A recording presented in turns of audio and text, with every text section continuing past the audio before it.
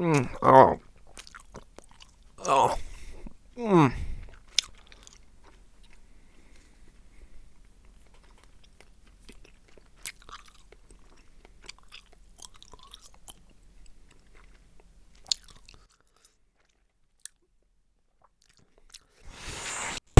Hello, my name is William Bessai-Saul. You may know me as Dr. Scrimgard.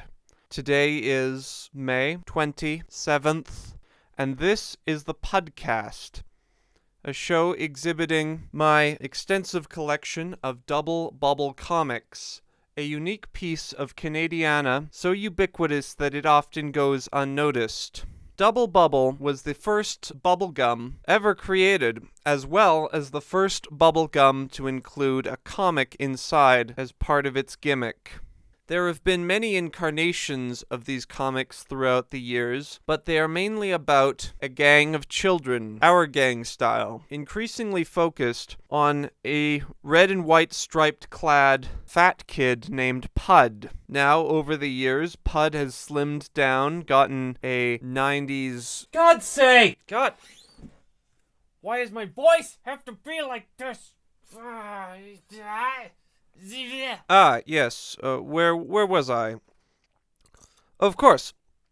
So, the first thing you'll notice about a strip of Dubble Bubble comic gum is that it's printed with a two-color separation, red and blue. The red is most often used for Ben-Day dots to create the trademark hot pink color of the bubble gum. Blue is mostly used for outlines, having a good deal of contrast with the pink of the faces and everything, but it is also sometimes used for backgrounds during exterior scenes when things need to recede into the distance. Most strips have two panels, the first being a setup and the second a punchline, but some strips have a single panel panorama, or even sometimes 3 or 4 panels along the same pattern, but the first two being split vertically.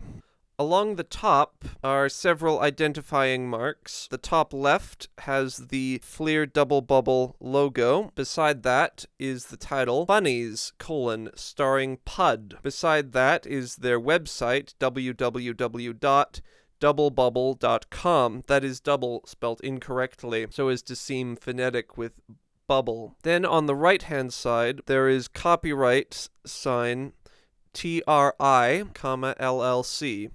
Now that stands for Tootsie Roll Industries, Limited Liability Corporation. Next to that is the issue number. The Dubble Bubble comics do not follow any particular linearity that I can discern, but for the sake of simplicity, in this series I will be reading them according to their issue number. Now this current run is 60 comics that were commissioned by Tootsie Roll Industries when they acquired Fleer in 2001. Prior to that, Fleer was a Canadian company. Now, this run of 60 comics has been in print ever since. That's 20 years coming up. Pretty much my entire lifetime, so they could really use a change. Along the bottom is the Dubble Bubble Fun Fact. Now, it says in bold, your Dubble Bubble Fun Fact, and then it says the fact. Now, these are little tidbits of information, often apocryphal, such as the 8 Spiders one, which is not true. I'm not sure if 8 Spiders is actually in this run of comics, but it's those sorts of things, those little obscure bits of information that before the internet would have been impossible for a kid to find out. Even now, they're quite fun to read. In fact, Bazooka Joe Comics, the famous copycat of Dubble Bubble, have gone so far as to get rid of their comics altogether and print only fun facts and little word puzzles and such, which is a real shame because that kind of stuff frankly sucks. So that is the basics of what you need to know about Dubble Bubble comics. Be sure to tune in to my podcast every day where I will read a new Dubble Bubble comic and explain the humor to you. Good day.